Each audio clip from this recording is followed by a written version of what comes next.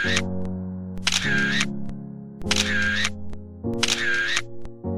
guys, what's up? Back with another video. This is Avinash and welcome back to my channel. तो आज की video में मैं कोई टिप्स एंड ट्रिक्स के बारे में बात नहीं करने वाला हूँ, थोड़ी इन्फॉर्मेटिव वीडियो होने वाली है। तो ये वीडियो उन लोगों के लिए है जिन लोगों को फोटोग्राफी के बारे में बिल्कुल कुछ नहीं पता। अगर आप एक फोटोग्राफर है या फिर आप एक फोटोग्राफी फील्ड में पहले से इन्वॉल्व है, तो आप लोगों को इन सब चीज़ों के बारे में मोस्टली पता होगा। स्टिल आप वीडियो के एंड तक जरूर बने रहिए, आप लोगों को कुछ ना कुछ सीखने को जरूर मिलेगा। वीडियो थोड़ी सी लंबी हो सकती है because I am going to talk about 10 different genres of photography. So without wasting any time, let's get started.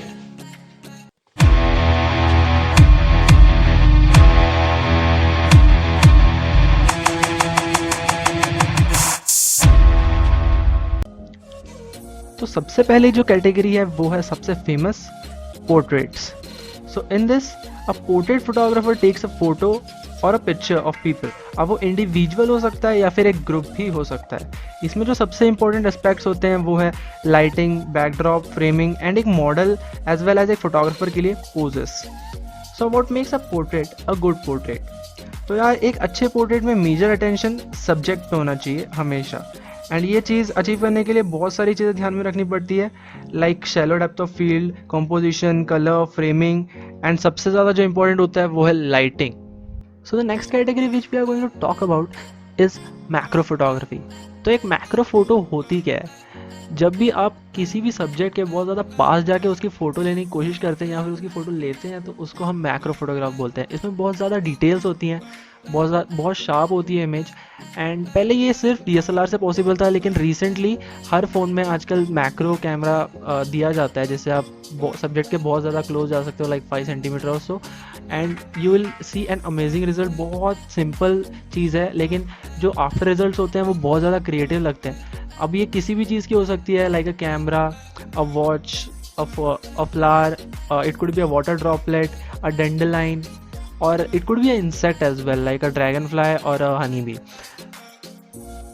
तो अगली जो कैटेगरी है वो है सिलोएट फोटोग्राफी। आई नो बहुत वियर्ड नेम है, लेकिन बहुत ही इंटरेस्टिंग चीज़ है। सो the whole concept behind a silhouette photograph is to keep the background as bright as possible and to keep the subject as dark as possible. And ज़्यादातर time जो subject होते हैं they depict some kind of story. So the main question arises how to take a silhouette photo. So I'll tell you 5 major points जिसको apply करके आप silhouette photograph ले सकते हो। तो first thing first, shoot against a source of light. Now this doesn't mean कि वो हमेशा सन होना चाहिए, आप ये इंडोर्स भी क्लिक कर सकते हो, just make sure that the background is always brighter. Secondly, find interesting subjects for obvious reasons. Third, सिर्फ आउटलाइन पे ही ध्यान देना होता है हमें इसमें, तो आउटलाइंस पे ध्यान दीजिए सब्जेक्ट के। फोर्थ, सनराइज या सनसेट पे शूट कर रहे हैं तो make sure that the object hides the sun. In some scenarios this might not be the case, but majorly try to hide the sun behind the subject. And last but not the least, look for interesting cloud always. So next up, ऐसी चीज़ जिसके subjects हम सबको पसंद है in fact. Yep, you got me right, this is food photography. So the whole concept behind food photography is taking pictures of your food. Now it doesn't matter if it's a flat lay or a close up. खाने की photo लेना important है। अब वो कैसे लेनी है वो एक बंदे पे डिपेंड करता है कि वो कितना क्रिएटिव है, उसको कैसे गार्निश करता है, किस एंगल से लेता है। अब जिसको कलर कॉम्पोजिशन अच्छे से समझ आते हैं वो एक सिंपल बनाना या फिर लेमन से भी बहुत अच्छी इमेज पुल आउट करके निकाल सकता है। तो फूड फोटोग्राफी में सबसे इंपॉर्टेंट फैक्टर जो है वो है colour combinations. Color combinations is the most important and the key factor in food photography. Apart from that, you should also know कि आपका बैकग्राउंड और सब्जेक्ट का कलर क्या है और आप उन दोनों का कॉम्बिनेशन कैसे यूज़ कर सकते हैं अपनी इमेज को एनहांस करने के लिए। अब वो डिज़र्ट है, मेन कोर्स है, ब्रेकफास्ट है, वेजिटेबल्स है, फ्रूट्स है, doesn't matter, but you should know what kind of background you are using. Generally लोग कोई वाइब्रेंट कलर का बैकग्राउंड यूज़ करते हैं ताकि जो उनका सब्जेक्ट है वो और एनहेंस होकर दिखे। Okay, next up let's talk about landscape photography. तो इसमें हम लोग बैकग्राउंड पे सबसे ज़्यादा ध्यान रखते हैं और जो हमारा फोरग्राउंड होता है उस पर हम बहुत कम ध्यान रखते हैं। लाइक हम लोग नहीं चाहते कि हमारे फोरग्राउंड में कोई ऑब्जेक्ट हो सकते हैं, बट इसमें हम लोग एक प्रिंसिपल यूज़ करते हैं जिसको कहते हैं मिनिमलिज्म। इसको मैं अगर सिंपल भाषा में समझाऊँ तो हम चाहते हैं कि जितने कम ऑब्जेक्ट हो उतना अच्छा, because landscape photography is all about background, the sharpness, the dynamic range clouds, nature and all. तो इसमें जो दो सबसे इंपॉर्टेंट फैक्टर्स होते हैं वो है location and the second one is patience. Location, obviously, if you want to shoot mountains, you have to go there. If you want to shoot rivers, you have to go near a river, right? And the second thing is patience. Sometimes you want a particular shadow or a particular weather in your photograph, and then you have to wait for that, right? अगर आप लोगों को shadows चाहिए एक forest में, तो आप लोगों को शाम का वेट करना पड़ सकता है, सुबह जल्दी उठ के जाना पड़ सकता है। तो patience is very important in landscape photography. Okay, so next up बहुत कॉमन चीज़ फोटोग्राफी में इवेंट फोटोग्राफी। इसमें हर चीज़ आती है, लाइक सेमिनार्स, सेरेमनीज, स्पोर्ट्स। अब स्पोर्ट्स में भी हर टाइप का sports, like swimming, cricket matches. Apart from this, weddings, birthday parties या फिर कोई कॉन्सर्ट। इसमें एक फोटोग्राफर को बहुत स्नैपी रहना पड़ता है because he is responsible for capturing each and every moment of that function. Okay, so next up एक ऐसी चीज़ जो हर एक इंस्टाग्रामर को पसंद होती है, स्ट्रीट फोटोग्राफी। तो अब ऐसा नहीं है कि आप लोगों को स्ट्रीट फोटोग्राफी करनी है तो आप लोगों को रास्तों पे ही जाना पड़ेगा। It is all about taking candid pictures of human interactions and human activities. अब वो आपकी खुद की सोसाइटी में भी हो सकता है, डजेंट मैटर। ये चीज़ जितनी सिंपल लगती है उतनी होती नहीं, because pulling out and great image out of social interactions is a very difficult thing. आप लोगों को बहुत सारी चीज़ें ध्यान में रखनी पड़ती है, आपके colour compositions, dynamic range, activities.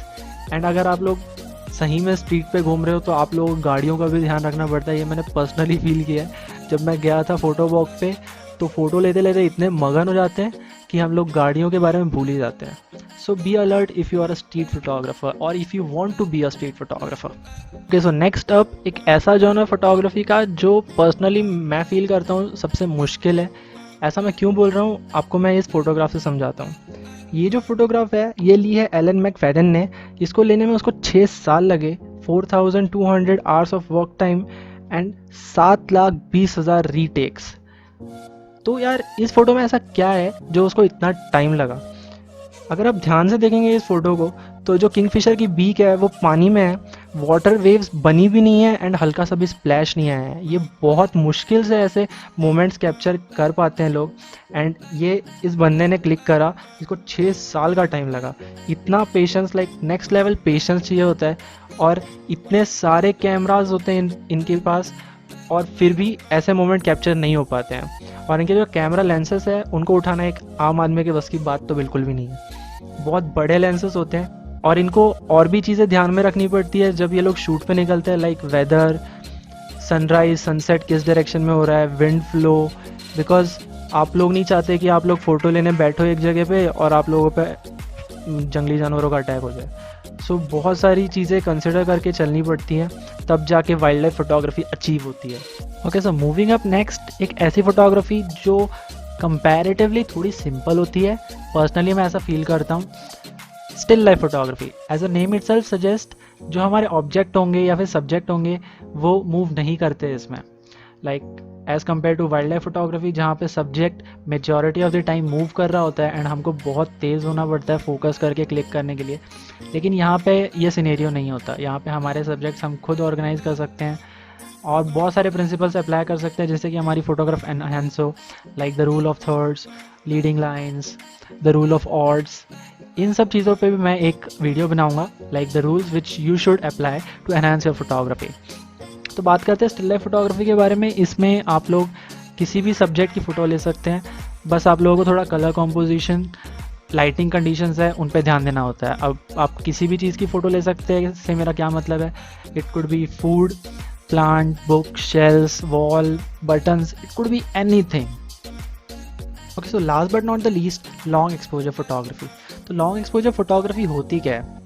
जब भी हम अपनी शटर स्पीड को 5 सेकंड से ज़्यादा, लाइक 5 से 30 सेकंड या फिर उससे भी ज़्यादा रखते हैं, तो इस चीज़ को हम कहते हैं लॉन्ग एक्सपोजर।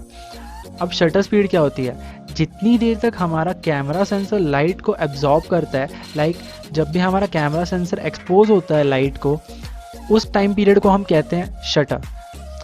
तो ये चीज़ जब 5 सेकंड से ज़्यादा होती है तो उसको हम कहते हैं लॉन्ग एक्सपोजर। अब इस टाइप की फोटोग्राफी को अचीव करने के लिए आप लोगों को आईएसओ और शटर स्पीड की बहुत अच्छी नॉलेज होनी चाहिए, बिकॉज यही दो इस फोटोग्राफी के मेन एस्पेक्ट्स हैं।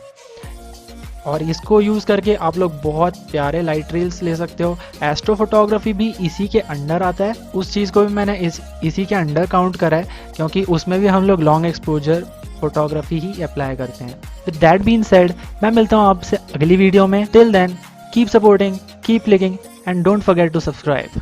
This is me Avinash signing of.